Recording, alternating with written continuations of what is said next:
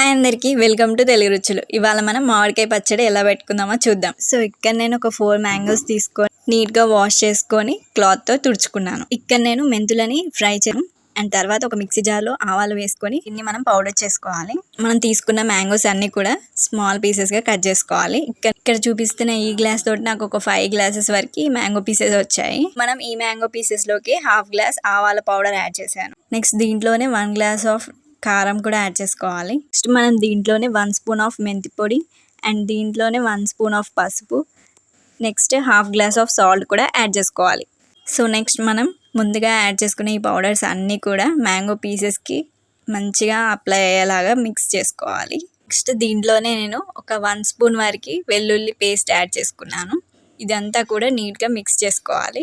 Next మనం stove on చేసుకొని కడాయి పెట్టుకొని అందులో ఆయిల్ వేసి అందులోనే ఒక 1 స్పూన్ ఆఫ్ ఆవాలు అండ్ నెక్స్ట్ 1 స్పూన్ ఆఫ్ జీలకర్ర, ఇలా జీలకర్ర యాడ్ చేసుకున్నాక స్టవ్ ఆఫ్ చేసుకొని ఇందులోనే వెల్లుల్లి కూడా యాడ్ చేసుకోవాలి.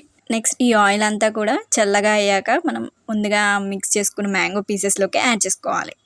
ఇప్పుడు ఇదంతా కూడా నీట్గా హ్యాండ్ తోటి మిక్స్ చేసుకోవాలి.